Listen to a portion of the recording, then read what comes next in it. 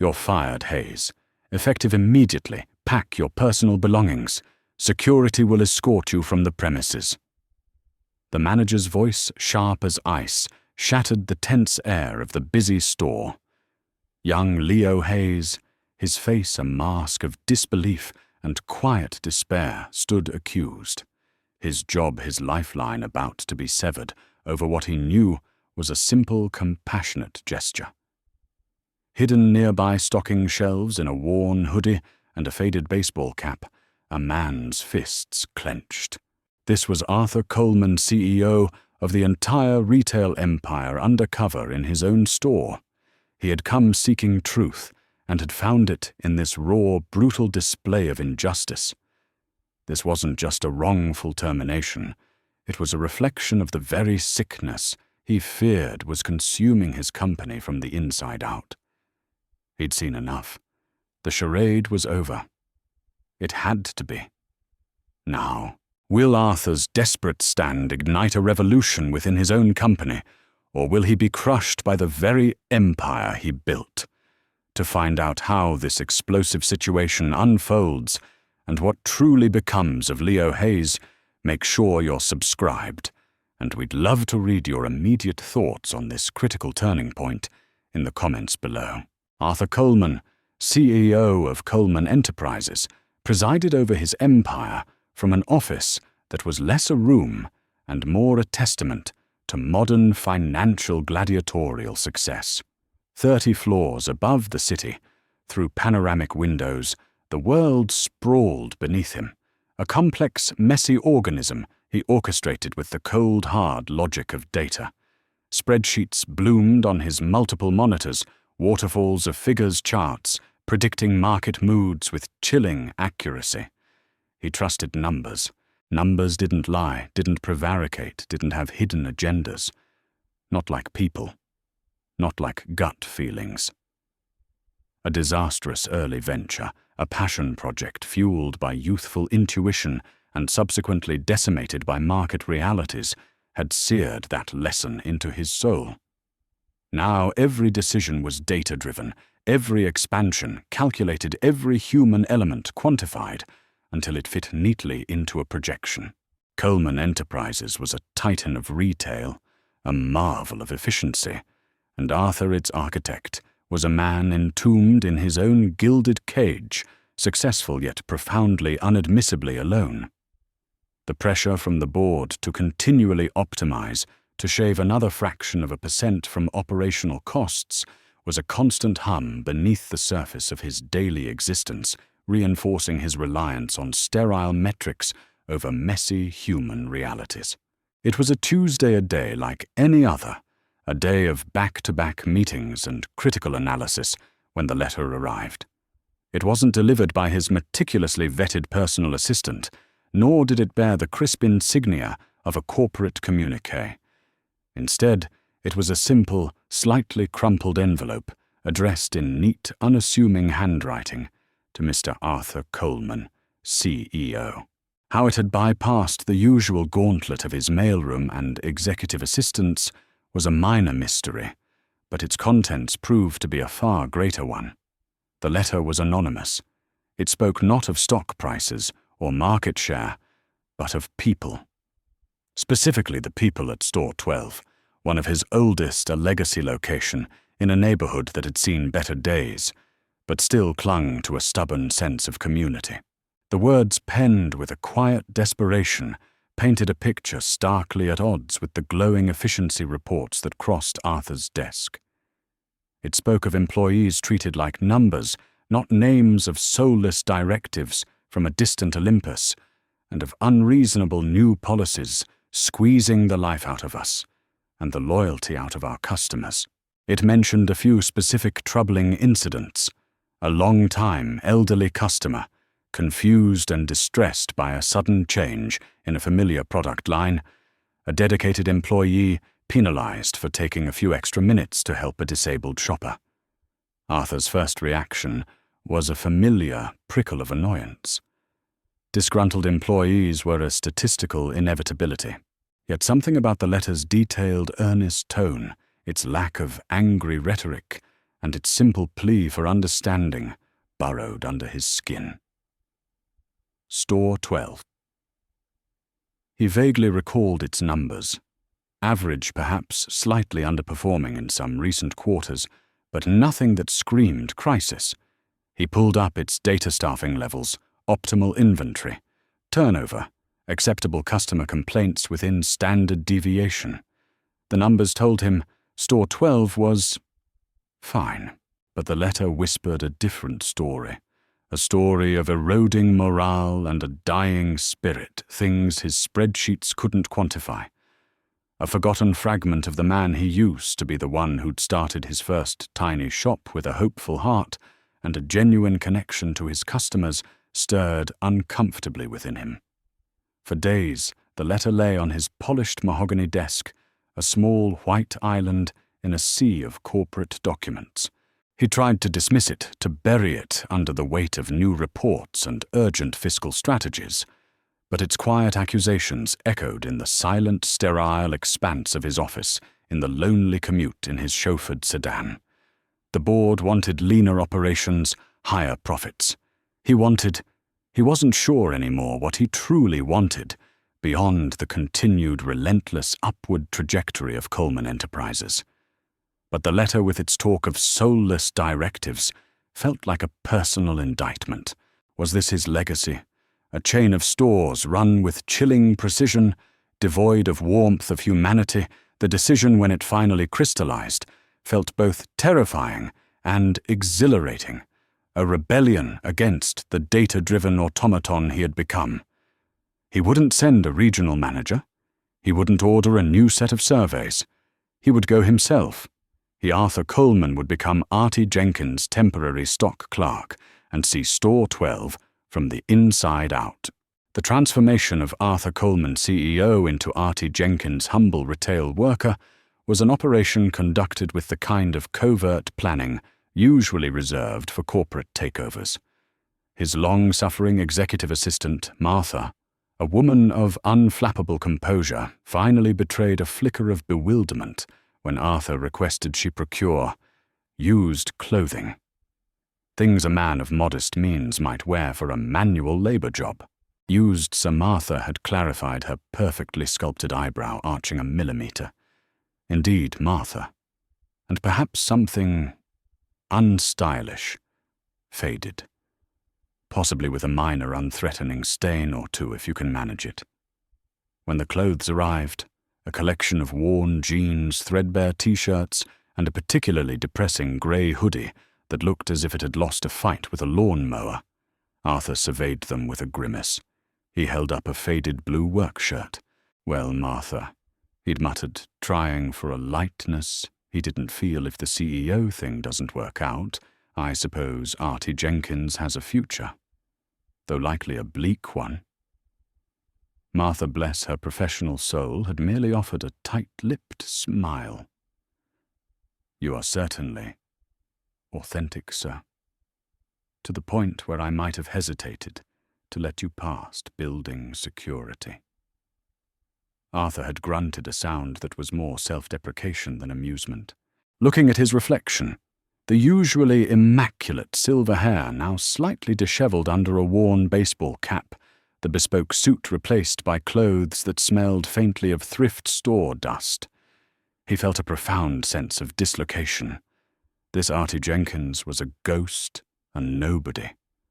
And for the first time in a long while, Arthur Coleman felt a sliver of fear that had nothing to do with stock fluctuations. The drive to Store 12 in a nondescript rental car instead of his silent, leather-lined sanctuary was filled with a nervous energy he hadn't experienced since that first failed business.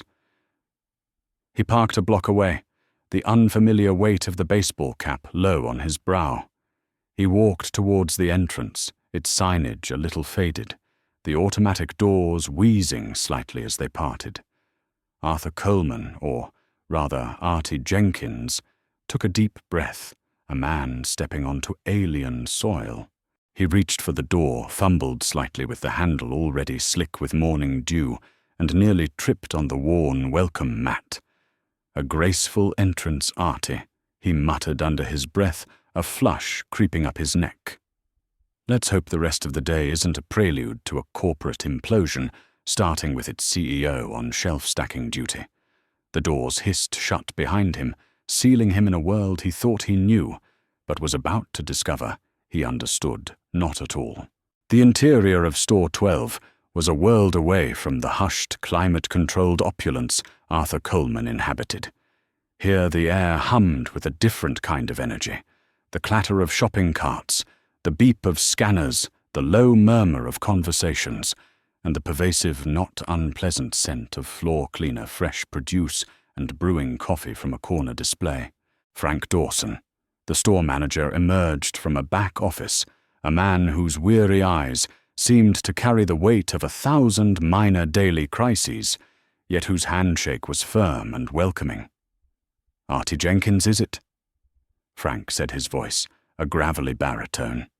"Sent over by head office to give us a hand. Heaven knows we can use it." "I'm Frank." He gave Artie a quick once-over, his gaze lingering for a moment on the pristine newness of Artie's actually decades-old but carefully preserved work boots, a subtle tell that Arthur hadn't anticipated. Ever done retail before? Arthur, caught slightly off guard, offered what he hoped was a suitably vague mumble. Bits and pieces here and there. A while back. Frank nodded, seemingly unfazed. "Well, it ain't rocket science, but it ain't a walk in the park either. Come on, I'll show you the ropes, or at least where we hang the mops." The first few hours were a masterclass in humility for Arthur. Frank assigned him to restocking shelves in aisle 3, canned goods. It sounded simple.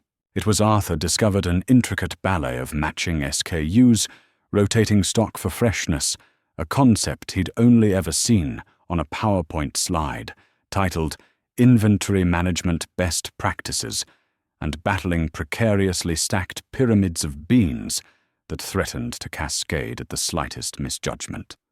His CEO hands, accustomed to the smooth glide of a Mont Blanc pen or the firm grip of a gavel, were clumsy with the price gun fumbling with the box cutter. He managed to send a tower of corn tumbling into the aisle, earning a startled yelp from a passing shopper and a dry chuckle from an older, wiry employee he later learned was Sam Carter, the store's veteran stockman. "Easy there." Rembrandt Sam had drawled not unkindly as he effortlessly restacked the cans in half the time. "This ain't abstract art. They actually got to buy this stuff." Arthur felt a flush of mortification. Right, of course. In his world, a mistake cost millions. Here it cost a few dented cans and a significant blow to his disguised ego. Then came the encounter with the break-room coffee machine, a hulking, temperamental beast that looked like it had survived several minor wars. Arthur, desperate for a caffeine jolt that wasn't served in a delicate porcelain cup by Martha, attempted to operate it. The resulting eruption of sputtering steam, gurgling noises, and a lukewarm, vaguely brown liquid that tasted like despair drew the attention of Leo Hayes, the young cashier whose station was nearby. Leo, a young man with an open, friendly face and eyes that seemed to smile even when his lips didn't lean over the counter. "Having a wrestling match with old Bessie there, Artie?" he asked, a good-natured grin playing on his face. "She's particular. Got to sweet-talk her a bit." He came around, deftly manipulated a series of buttons and levers Arthur hadn't even noticed, and in moments a respectable cup of coffee was produced. "There you go. First cup's always a battle. You'll get her trained eventually. Or she'll train you." Arthur mumbled his thanks, feeling like an idiot. "Seems more complicated than my last job." Leo just chuckled. "Everything's complicated till it ain't. I'm Leo, by the way. Welcome to the madhouse." The relative calm of the mid-morning, however, was shattered by an arrival that sent a ripple of tension through the store. Laura Higgins' assistant regional manager swept in like a minor Arctic weather system. Young, impeccably dressed in a power suit that screamed ambition, Her eyes were like chips of ice, scanning everything missing, nothing approving little. Frank's already weary face seemed to gain a few more lines as he greeted her. "Ms. Higgins' unexpected pleasure," he said, his tone carefully neutral. "Just a routine spot check," Frank Laura replied, her voice crisp, devoid of warmth. She didn't offer a handshake. Her gaze flickered dismissively over Artie, who was attempting to look busy, arranging a display of instant noodles with the architectural finesse of a toddler. New recruit Artie Jenkins. Temporary help from corporate Frank explained. Laura's eyes narrowed slightly on Artie. "Corporate, you say? Interesting. Make sure he's up to speed on the new efficiency protocols, Frank. Section 4, subsection B. We're still seeing too much loitering at the checkouts. Customer interaction time needs to be optimized." Her words, though, addressed to Frank, felt like a general admonishment to the entire store. She spent the next 30 minutes striding through the aisles, a clipboard her weapon, making sharp, critical notes, her presence casting a pall over the staff. Arthur, observing her, felt an unfamiliar surge of irritation. This was the new breed of management he himself had championed, data-driven, ruthless, in pursuit of optimization. Seeing it personified, however, was deeply unsettling. Once Laura had swept out, leaving a trail of unease in her wake, the store seemed to collectively exhale. It was then that Arthur first truly saw Leo Hayes in action. Peterson, an elderly gentleman with a kind but bewildered face, was at Leo's checkout, fumbling with a handful of coupons and a worn wallet. He was short $1.50 for his small basket of groceries. "Oh dear, Mr. Peterson," murmured his face, clouding with distress. "I was sure I had enough." Before Arthur could even process the situation, through his usual CEO filter of store policy on shortfalls, Leo smiled warmly at the old man. "Don't you worry about a thing today, Mr. Peterson," he said, his voice gentle. He discreetly slipped a couple of coins from a small take-a-penny, leave-a-penny dish that Arthur hadn't noticed then. With a swift, almost imperceptible movement, added $1 of his own into the till. "There we go. All set. You have a wonderful day now." Mr. Peterson's relief was palpable. "Oh, thank you, Leo, my boy. You're a lifesaver, truly." Arthur watched momentarily, forgetting he was Artie. His internal calculator was whirring. Company policy strictly forbade cashiers covering shortfalls. It was inefficient. It set a bad precedent. It was undeniably kind. He felt a strange tug-of-war within him, the CEO frowning at the breach of protocol, and a buried part of Arthur Coleman, the human being, feeling a reluctant flicker of admiration. The afternoon rush hit like a sudden squall. Customers flooded the aisles, checkout lines lengthened, and the calm of the morning evaporated into a controlled chaos. Leo at his register was a study in grace. Under pressure, his hands flying over the scanner, a cheerful word for everyone never flustered. Frank was on the floor directing traffic, placating an impatient customer, his weary face now energized by the challenge. Then a woman with a mountain of items and an equally mountainous attitude began loudly disputing the price of an item at Leo's till. This was marked half price. "Your signage is a disgrace." Leo remained calm. "I understand your frustration, Mom. Let me just check that for you." Frank was instantly by his side. "Artie," he called out, his voice strained but clear over the din. "Can you watch aisle 2 for a moment? Just make sure no one needs help finding anything." Arthur jolted into action, nodded dumbly, and headed towards aisle 2. He felt a desperate urge to do something to manage to direct. But as Artie, he was useless. He stood awkwardly, trying to look helpful, but when a customer asked him where the gluten-free pasta was, he could only offer a blank stare and a stammered, I'll find someone to assist you." He felt his cheeks burn with a frustration and incompetence he hadn't known in decades. He, Arthur Coleman, who could command boardrooms and strategize multi-million-dollar deals, was utterly defeated by a query about pasta. Leo, meanwhile, had expertly de-escalated the situation with the irate customer, his calm demeanor, and a quick call to Frank, who confirmed a recent price change, not yet updated on the shelf, resolving the issue with a polite apology and the correct price. The line moved on. As the rush began to subside, Arthur leaned against a shelf, feeling a weariness that went deeper than physical exertion. He had witnessed true efficiency today, not in the cold calculations of a spreadsheet, but in the warm human competence of Leo Hayes and Frank Dawson. And he, the architect of a retail empire, had been nothing more than a fumbling, useless bystander. The anonymous letter's words about soulless directives echoed in his mind with a new, uncomfortable resonance. The days that followed settled into a routine of sorts for Artie Jenkins. He learned the rhythms of Store 12, the early morning rush of commuters grabbing coffee and newspapers, the midday lull, the after-school influx of teenagers, and the evening wave of shoppers picking up dinner ingredients. He even, to his own surprise, started to get the hang of stocking shelves without causing an avalanche, though Sam Carter still eyed his efforts with the cautious amusement of a bomb disposal expert observing an apprentice. It was during a shared break in the cramped stockroom, surrounded by towering boxes and the scent of cardboard, that Sam, in his gruff, understated way, painted a clearer picture of Leo Hayes. Kid's got a good head on his shoulders, that Leo, Sam said, stirring sugar into his tea. Works harder than any two youngsters I've seen. Has to. He paused, then continued. His mum's been sick a long time.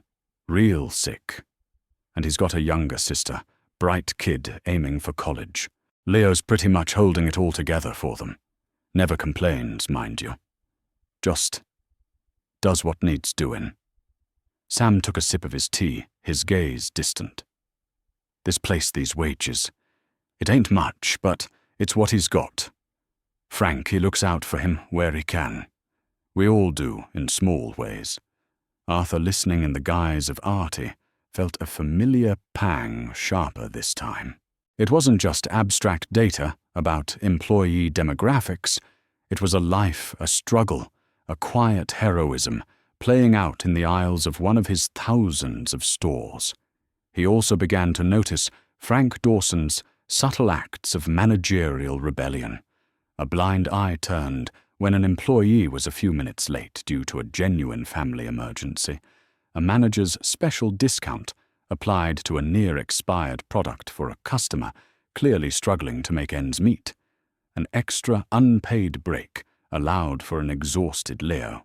These were small things, infractions, against the meticulously crafted efficiency model Arthur had championed, yet they were lifelines in the daily reality of Store 12.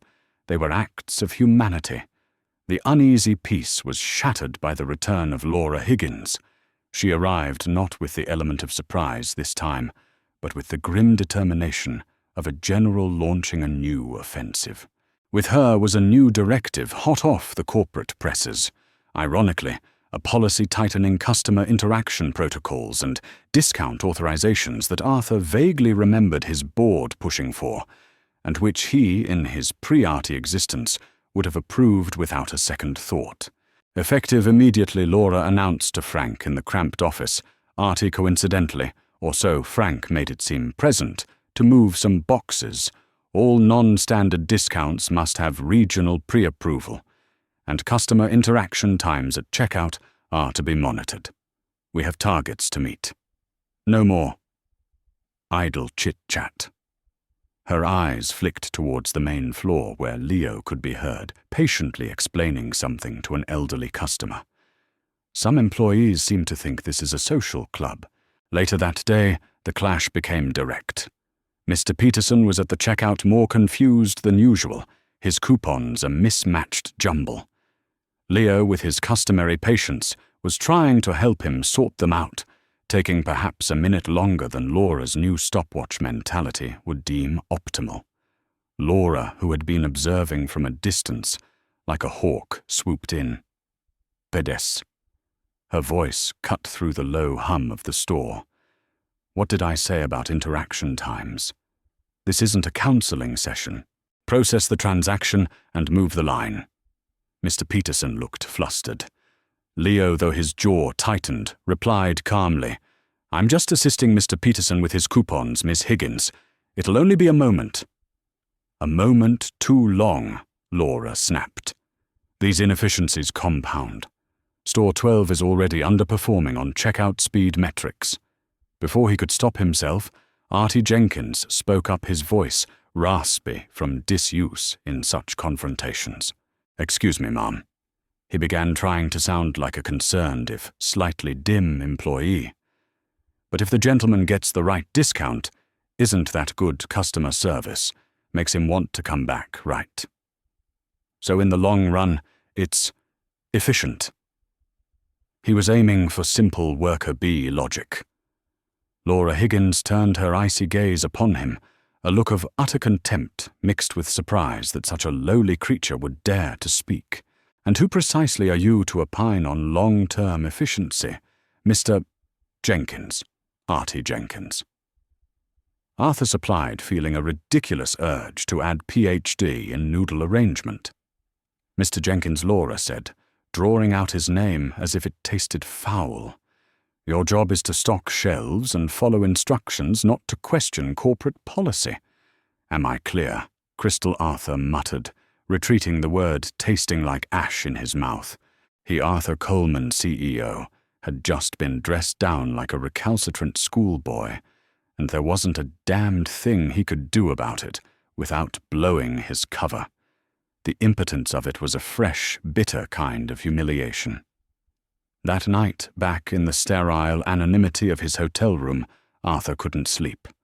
The image of Leo's quietly resilient face, Frank's weary sigh, Mr. Peterson's confusion, and Laura Higgins' cold, dismissive glare replayed in his mind.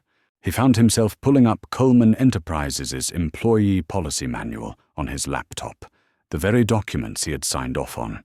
Phrases like maximization of transactional throughput and standardized customer engagement protocols now seemed less like sound business strategy and more like instruments of casual cruelty. He saw the countless clauses designed to protect the company to ensure efficiency, but so few that seemed designed to protect or empower the human beings who were its lifeblood.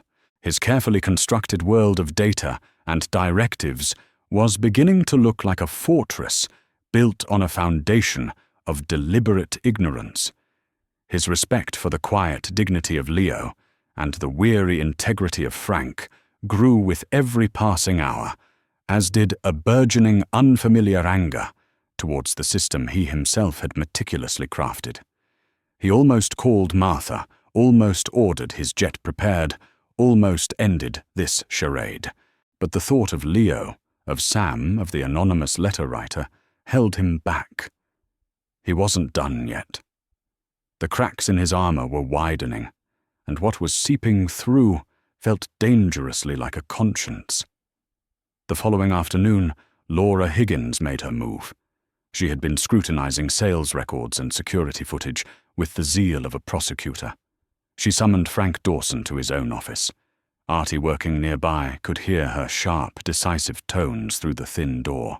It has come to my attention, Frank Laura's voice was saying, that despite clear directives, employee Hayes has continued to exhibit discretionary behavior regarding pricing and customer assistance that directly contravenes Sections 4.3 and 5.1 of the new operational mandate.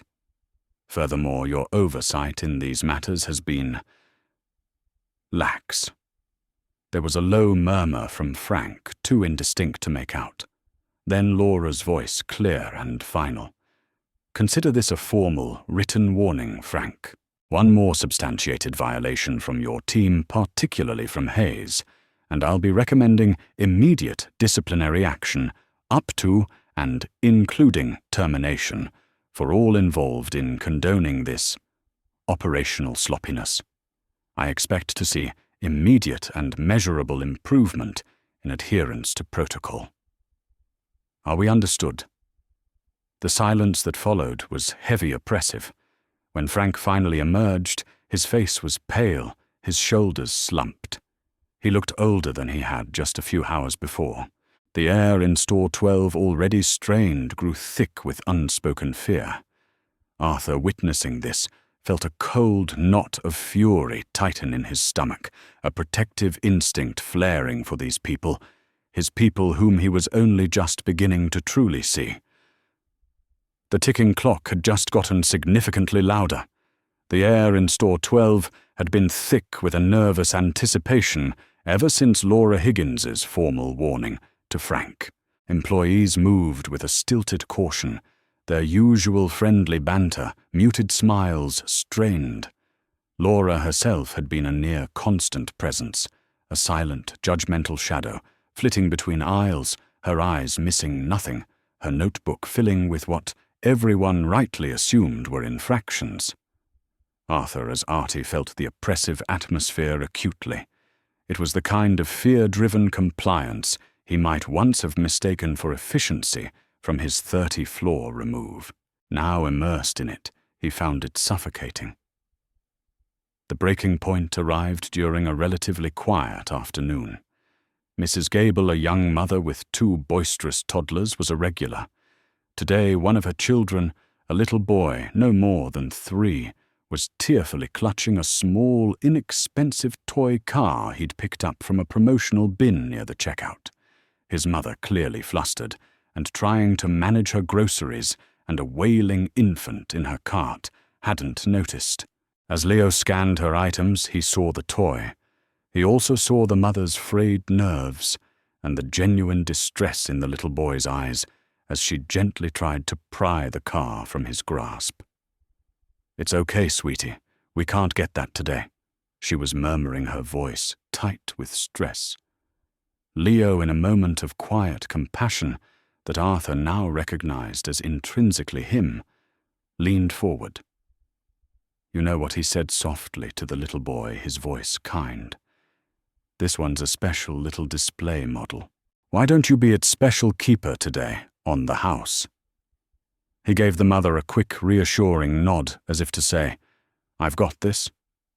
The car was worth no more than $1, a trivial amount. But Laura Higgins, who had been lurking near the customer service desk with an almost predatory stillness, saw it all.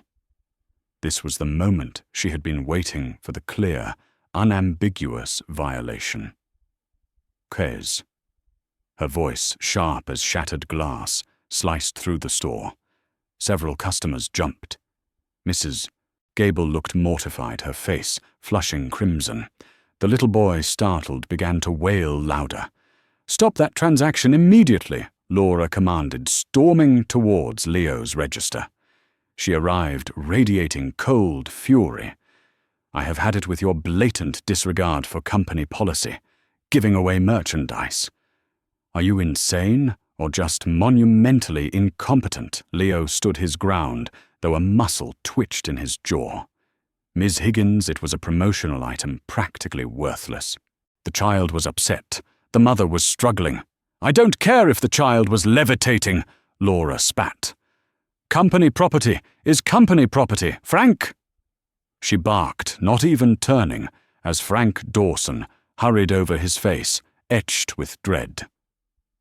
"Your cashier is stealing from this company right under your nose. I warned you. Effective immediately, Leo Hayes is terminated. And you, Frank, can consider your own position under serious review for gross negligence." Frank, pale but resolute, stepped slightly in front of Leo. "Laura, this is an overreaction. It was a 99-cent toy. Leo was showing compassion, good customer service. Compassion doesn't pay the bills." Frank Laura's voice rose, drawing stares from every corner of the store. "Efficiency does. Rules do. And employees who can't follow them have no place in Coleman Enterprises." She turned back to Leo. Clear out your till. Security will escort you from the premises." This was it. Arthur felt a surge of icy rage, a feeling so potent it almost buckled his knees. He saw Leo's shoulders slump, the fight draining out of him, replaced by a look of quiet despair. He saw Mrs. Gable trying to disappear, wishing the floor would swallow her. He saw the fear in the eyes of the other employees. Now just a minute there. Artie Jenkins began his voice, rougher, deeper than usual. Laura whirled on him. "You again, the corporate temporary who thinks he knows everything. I believe I told you to stick to your noodles, Jenkins. One more word out of you, and I'll have you removed for insubordination, along with this thief." "He's not a thief," Arthur said, his voice gaining a strange, calm power that made Laura blink. "He's one of the best employees this company has." "Oh, is he now?" Laura sneered, planting her hands on her hips. "And what makes you such an expert, Artie? Did you conduct your own little performance review while fumbling with the can stacking?" Her sarcasm was vicious. "In a way, yes," Arthur said, his gaze locking onto hers. The charade was over. The cost of maintaining it had just become too high. He took a slow breath, straightened from his Artie Jenkins slouch, and a subtle shift occurred in his demeanor. The air around him seemed to change, to crackle, with an authority that had been dormant, but never extinguished. "Ms. Higgins," he continued, his voice now resonant, each word carrying an undeniable weight. "You seem to be under a grave misapprehension about who you're speaking to." Laura's sneer faltered, a flicker of uncertainty in her eyes. "I know exactly who I'm speaking to. A temporary, insubordinate stock boy who's about to be unemployed." Arthur allowed a small, mirthless smile to touch his lips. He slowly reached up and removed the worn baseball cap, running a hand through his slightly disheveled but unmistakably silver hair. He unzipped the depressing grey hoodie, revealing the simple but suddenly less shabby work shirt beneath. The transformation was subtle, yet total. It was in the set of his jaw, the directness of his gaze, the sudden, palpable aura of command. "No, Ms. Higgins Arthur Coleman," said his voice, now the voice that swayed boards and moved markets, a voice that brooked no argument. "You are speaking to Arthur Coleman, founder and CEO of Coleman Enterprises." The silence that crashed down upon Store 12 was absolute, a physical weight. Laura Higgins's face went from confident fury to utter slack-jawed disbelief, then to a ghastly mottled white. Her mouth opened and closed, but no sound emerged. Frank Dawson simply stared, his eyes wide, his hand gripping the edge of a counter for support. Sam Carter, who had materialized silently from the stockroom, looked as if he'd seen a ghost. And Leo Hayes looked at the man who had been Artie, his Artie, the clumsy, quiet co-worker, and his expression was an unreadable tapestry of shock, confusion, and a dawning, painful understanding. Arthur ignored them all for a moment, his attention fixed on Laura. "You are summarily suspended, Ms. Higgins, pending a full investigation into your management practices, though frankly, I believe I've seen quite enough. Your access to company systems will be revoked by the time you reach your car. I suggest you leave. Now." Laura, finally finding her voice, stammered, Mr. Coleman. I didn't know. I was just following protocol. Your directives." "My directives?" Arthur's voice was dangerously soft. "My directives were never intended to strip human beings of their dignity, Higgins, nor to penalize compassion. If that's how they are being interpreted or enforced, then the failure is mine. A failure I intend to rectify." He gestured curtly towards the door. "Go." Laura, visibly trembling, turned and practically fled. Arthur then turned to the stunned employees, his gaze sweeping over their shocked faces. He felt a profound weariness, but also a strange, nascent sense of purpose. "To all of you," he said, his voice carrying through the silent store, "I am Arthur Coleman. And yes, for the past few days, I have been working alongside you as Artie Jenkins. I came here because I needed to see things for myself, to understand what numbers and reports could never tell me." He paused, his eyes finding Leo's. "I've learned more than I ever anticipated, about dedication, about kindness, about the daily struggles and quiet acts of grace that happen in stores like this every single day." His gaze hardened slightly. "And I've learned about how badly a system, a company, my company, can fail the very people who are its heart and soul." He took a deep breath. "There are going to be some changes." The air was still thick with disbelief. Arthur looked at Leo, then at Frank. "Leo, Frank, could I speak with you both in the office, please, privately?" The two men nodded numbly. As Arthur walked towards the small manager's office, the hushed, incredulous whispers of the remaining staff followed him, like the rustling of leaves after a storm. The future of Store 12, and perhaps all of Coleman Enterprises, hanging suspended in that single charged moment. The small, cluttered manager's office in Store 12 felt like the quiet eye of a hurricane.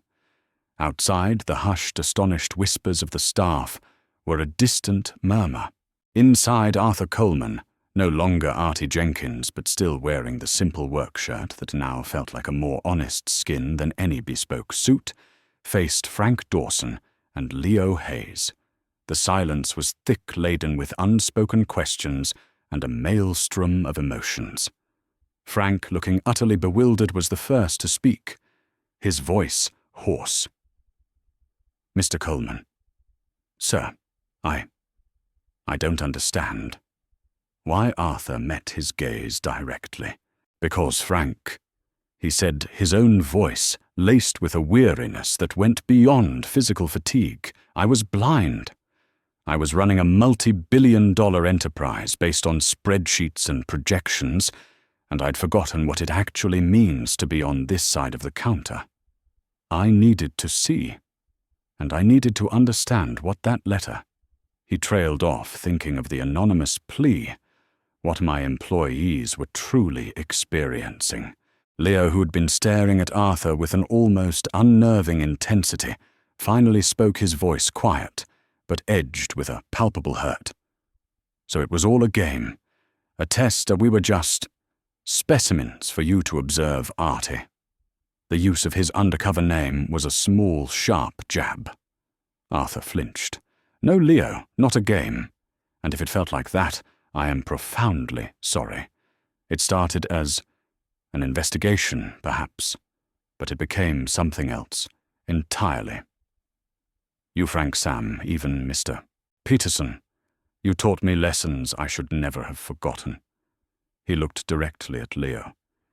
"Your kindness, your integrity in the face of your own struggles. It was a mirror, Leo, and I didn't like the man I saw reflected in it." Leo's expression remained guarded, the shock slowly giving way to a complex mixture of emotions. Frank just shook his head slowly, as if trying to piece together a shattered puzzle. The conversation was raw, punctuated by long silences, as Arthur laid bare his disconnection and his dawning painful awareness. There were no easy apologies, no quick fixes offered in that small office, only the brutal honesty of a man confronting the consequences of his own carefully constructed isolation. Later that night, alone in the sterile luxury of his hotel suite, a world he suddenly found alien and suffocating, Arthur Coleman truly reckoned with himself. The damning title of Undercover Boss from the YouTube video that had, in a strange way, been a catalyst for this entire charade, now felt like a brand on his soul. He paced the room like a caged animal, the city lights a cold, indifferent audience. He saw Laura Higgins's sneering face, a monstrous reflection of the cold efficiency he had once prized. He saw Leo's quiet dignity, Frank's weary resilience, Sam Carter's knowing eyes. He remembered the feel of the worn-out hoodie, the ache in his back after a day of stocking shelves, the sting of Laura's contempt when he was just arty. The anonymous letter lay on his bedside table. He picked it up, its simple, heartfelt words now seared into his memory. Employees treated like numbers, soulless directives. He had built an empire, yes. But what kind of empire was it if its foundations were built on the quiet despair of the people who kept it running? The past failure that had driven him to worship at the altar of data now seemed like a flawed excuse for abdicating his true responsibility, to lead with humanity. For hours he wrestled with the man he had become, and slowly, painfully, a new resolve began to harden within him. This wasn't just about Store 12 anymore. This was about the soul of Coleman Enterprises. The next morning, Arthur arranged to meet Leo before the store opened. He didn't summon him. He asked respectfully. They sat in the still quiet break room, old Bessie, the coffee machine, gurgling softly in the corner. Leo Arthur began, his voice earnest. I know an apology might not mean much after the deception, but I need to offer it again sincerely, for making you feel like a subject under a microscope. That was never my ultimate intention, though I understand why it feels that way. Leo listened, his young face serious. I appreciate that, Mr. Coleman. Please call me Arthur. Or Artie, if you prefer. He added with a wry, self-deprecating smile that Leo almost returned. What you did for Mr. Peterson, for that little boy and his mother, those weren't breaches of policy, Leo. Those were acts of decency, of compassion, the kind of thing no training manual can teach and no metric can measure. And this company, my company, came dangerously close to punishing you for it. That ends now. He then outlined what he had in mind for Leo, not just a simple reward, but a genuine opportunity. I'm promoting you, Leo, effective immediately, to assistant manager here at Store 12, alongside Frank. But more than that, I want your voice. I'm setting up an employee welfare and customer experience task force. It will report directly to me. I want you and Frank to be its first members. I need people who understand the reality on the ground, not just the theory from corporate. He then addressed Leo's personal struggles learned from Sam. I also understand you have significant family responsibilities. Coleman Enterprises will be providing a full scholarship for your sister's college education, and we'll ensure your mother receives the best possible medical care, fully covered. Tears welled in Leo's eyes, then unbidden. He blinked them back, a look of dazed gratitude replacing the guardedness.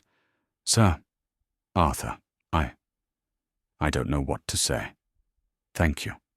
That's more than I ever dreamed. He hesitated, then added a touch of his old, quiet strength, returning. I'll do my best to help make things better. For everyone. Later that day, Arthur addressed the entire staff of Store 12. He spoke without notes, his voice resonating with a newfound conviction. He publicly apologized for the fear and uncertainty his undercover operation and Laura Higgins's subsequent actions had caused. He announced Leo's promotion and the immediate suspension of the draconian policies Laura had been enforcing. He spoke of the new task force. News of Laura Higgins' permanent dismissal, effective, immediately spread through the corporate grapevine, with satisfying speed, a clear signal that the old ways were no longer sacrosanct. A fragile sense of hope began to permeate the atmosphere of Store 12. There was still caution, still a degree of disbelief, but also a willingness to see if this incredible transformation in their CEO was real. The true battle, Arthur knew, lay ahead. A week later, he stood before the board of directors of Coleman Enterprises. These were men and women carved from the same data-driven, profit-focused stone as his former self. He didn't present them with spreadsheets. He told them stories. He spoke of Leo Hayes, of Frank Dawson, of Mr. Peterson, of the anonymous letter. He laid bare the disconnect between the boardroom and the reality of their stores. Then he presented his proposals a significant investment in employee wages and benefits a complete overhaul of training programs to prioritize empathy and problem-solving, a restructuring of performance metrics, to reward genuine customer satisfaction over mere transactional speed, the establishment of an emergency employee support fund. The room was silent for a long moment. Then the objections began. "Arthur, this is sentimental," one board member, a notoriously hard-nosed financier named Strickland, finally said, his voice dripping with skepticism. "We're running a business, not a charity. These proposals will impact our bottom line significantly in the short term." Perhaps Arthur countered, his gaze unwavering.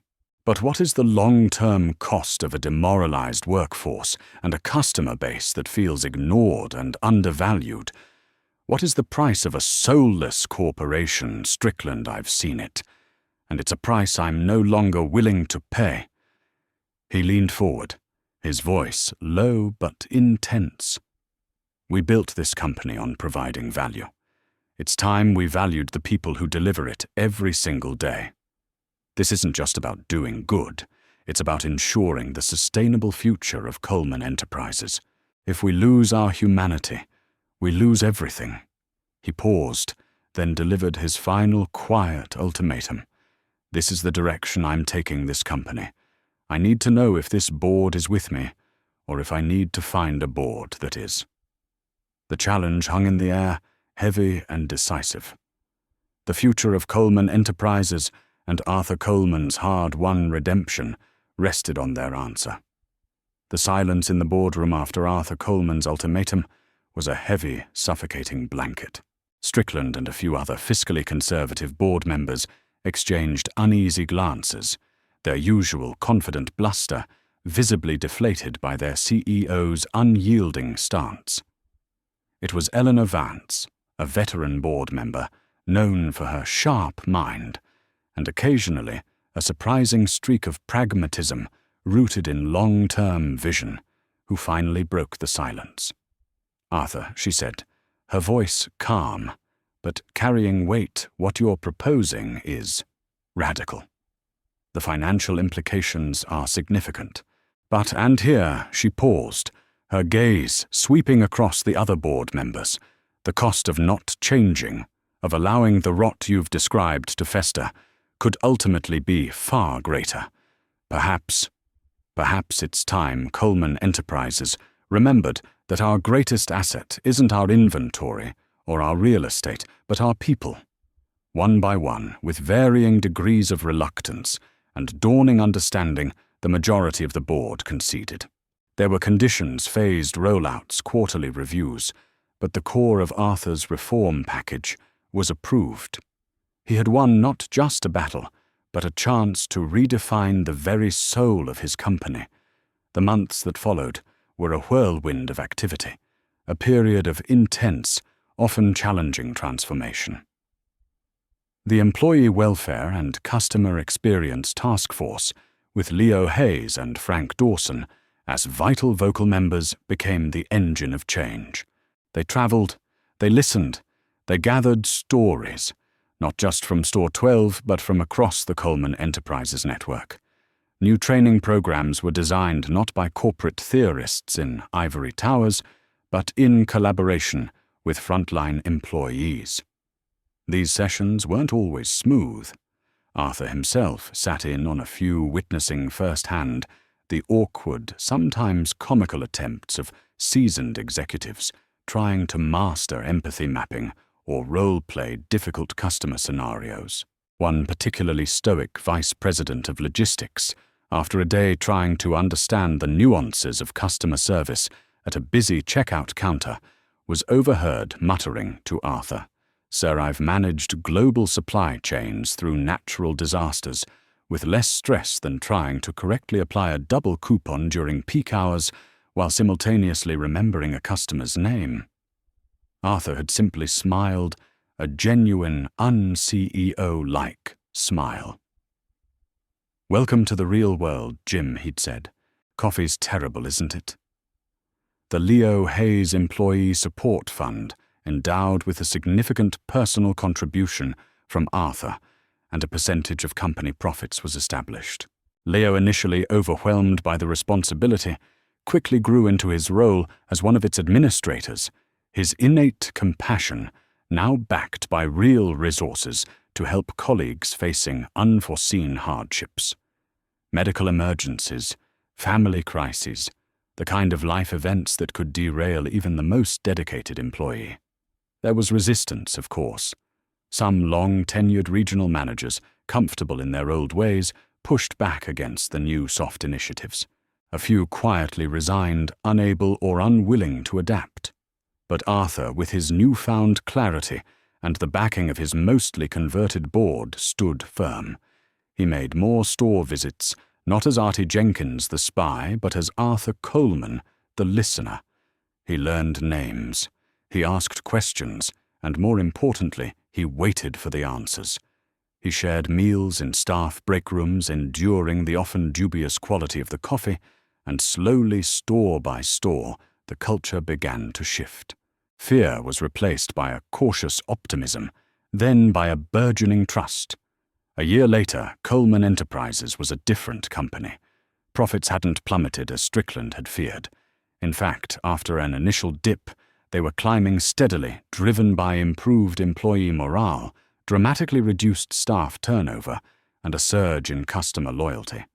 Stories of exceptional customer service, once rare gems, were now commonplace. Store 12, Frank Dawson's store, was indeed a model, a place where employees felt valued and customers felt seen. Frank, no longer perpetually weary, had a new spring in his step. Leo Hayes, now a respected voice within the company, was mentoring other young employees. His sister was excelling in her first year of college, and his mother's health had stabilized thanks to the improved medical support. He still worked the checkout sometimes, just to stay connected, his smile as genuine as ever. Occasionally, a long-time customer would squint at Arthur during one of his visits and say, "You know, you look a bit like that fella Artie, who used to work here for a bit. Bit clumsy, but a good heart." Arthur would just wink and thank them for their patronage. One crisp autumn afternoon, Arthur sat in his office, the city lights beginning to twinkle below.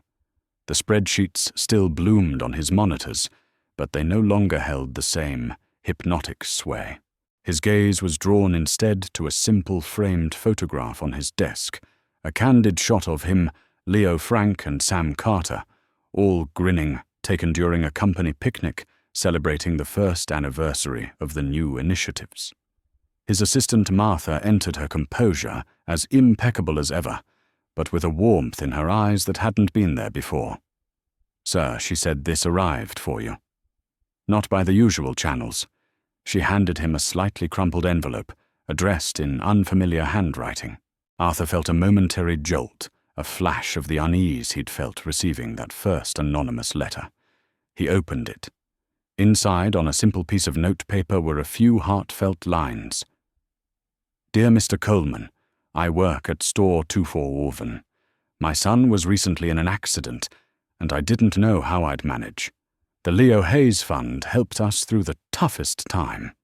I just wanted to say thank you. Thank you for seeing us. Thank you for caring. Coleman Enterprises isn't just a job for me anymore. It feels like a family." It was signed simply, "A grateful employee." Arthur Coleman leaned back in his chair, the letter held gently in his hands. A profound sense of peace, an earned peace, settled over him. The journey had been arduous, the transformation painful, but standing here in this moment, he knew it had all been worth it. The scars of his past mistakes, his long period of disconnection, would always remain a quiet reminder. But now they were overlaid with something new, something hopeful. He looked out at the sprawling city, no longer seeing just a complex machine to be managed, but a vast network of human lives, interconnected each with their own stories, their own struggles, their own quiet acts of grace. The work wasn't finished, he knew that.